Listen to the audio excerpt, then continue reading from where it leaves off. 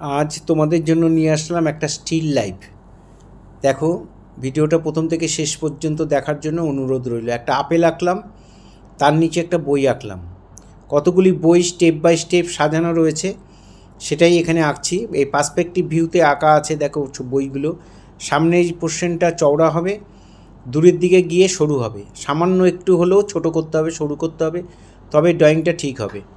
এই বইটা, দুটো বই একইভাবে রাখা, এই বইটা একটু আবার অন্যরকমভাবে রাখা, সেটাও করে দিলাম। এই বইয়ের এই উপর নিচে এগুলো একটু ডবল লাইন করে দিতে হবে। এর নিচে আরেকটা বই রয়েছে, এটা একটু ভুল হয়ে গেছে। পেন দিয়ে আমি আঁকছি, তোমরা পেন্সিল দিয়ে এঁকে নেবে, কারণ ভুল হয়ে গেলে ঠিক করতে পারবে না। এই জায়গাটা আমি করে দিলাম। এখানে আরেকটা বই করে দিচ্ছি, নিচে দুটো বই রয়েছে।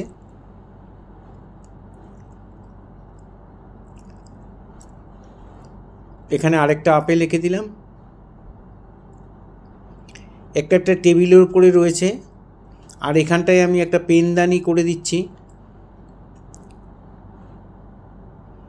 পেনদানির মধ্যে অনেকগুলো পেন্সিল রয়েছে।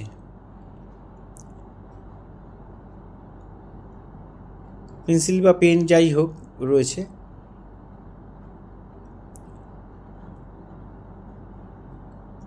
এর ভেতরে একটা ডিজাইন করে দিলাম।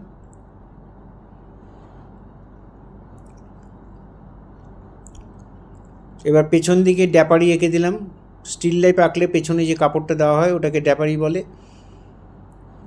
এখানে ডবল লাইন হবে, যেখানে যেখানে ডবল লাইন পড়েনি সেগুলো ডবল লাইন করে দিচ্ছি। খুব ভালো করে মন দিয়ে দেখে করবে, তাহলে তোমরা অনায়াসেই করতে পারবে। এবার আমি শেড করব। শেডটা দেখো কেমনভাবে করছি।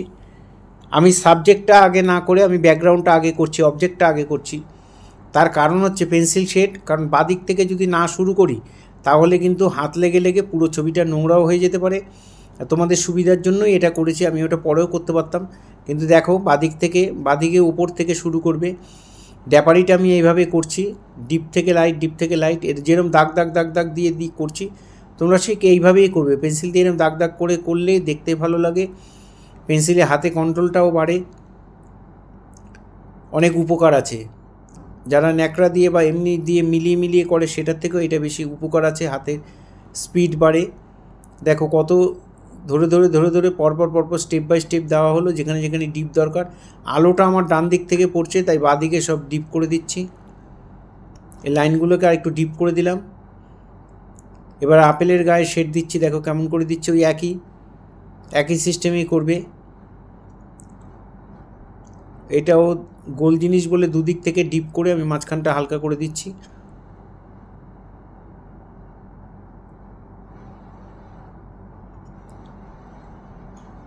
এবার আমি বইয়ের ওপরটা শেড দেব,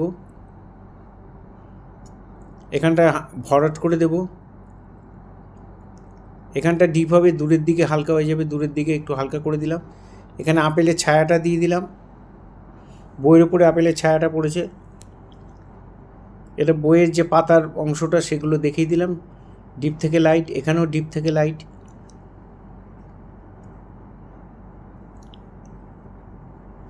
এটা আরেকটা বইয়ের অংশ, এটাও ভেতর দিকটা ডিপ হলো, বাইরের দিকে এসে সামান্য একটু লাইট হয়ে যাবে। এটাও বইয়ের ভেতরে যে পাতার অংশটা সেটাকে করছি। আর ওই বর্ডারগুলোকে সাদা রেখে দেবে, নাহলে বোঝা যাবে না কোনটা কী, সব মিশে যাবে। একটা পেন্সিলের মাধ্যমে টোটাল ছবিটা বোঝানো হচ্ছে।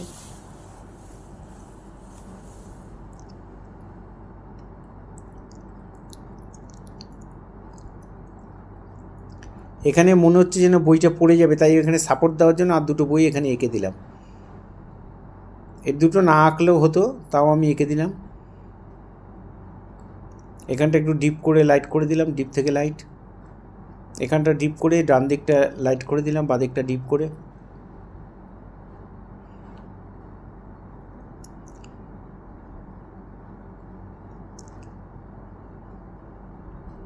এটা বইয়ের যে পাতার অংশটা, ওটা ডিপ থেকে লাইট করে দিলাম। আর এটা বইয়ের সাইডের অংশটা। ঠিক এইভাবে লম্বা লম্বা করে করবে, তাহলে মনে দেখতেও ভালো লাগবে আর বোঝা যাবে। এখানে আরেকটা বইয়ের ওপরে অংশ আমি করে দিলাম, এটাও ডিপ থেকে লাইট, ভেতর দিকে ডিপ হচ্ছে, বাইরে থেকে লাইট করে দিচ্ছি।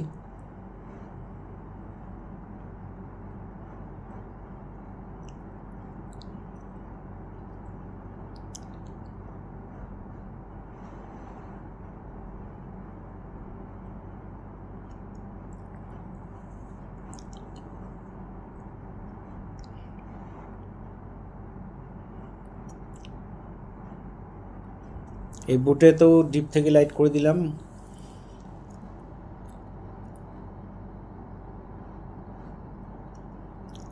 প্রত্যেকটা বই মোটামুটি শেড যা আছে একই রকম, একটু দেখে করতে হবে। পেন্সিলগুলো একদিকে ডিপ করে একদিকে লাইট করে দিলাম, পেন্সিলের মাথাগুলো ভরাট করে দিলাম, ভেতরটা হালকা করে একটু শেড দিয়ে ভেতরে বাইরের যে ওই পাশের যে অংশটা সেটা এঁকে দিলাম। পেনদানিটা শেড হয়ে গেল, এখানে ছায়া পড়ছে, সেই ছায়াগুলোকে এখানে ডিপ করে দিচ্ছি। এটাও বইয়ের ছায়া পড়েছে, এখানটাও একটু ডিপ করে দিচ্ছি।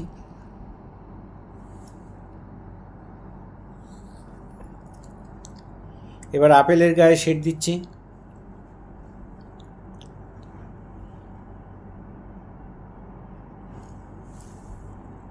এটাও দুপাশে ডিপ দিয়ে মাঝখানটা লাইট করে দেবো, উপর দিকটা লাইট হবে।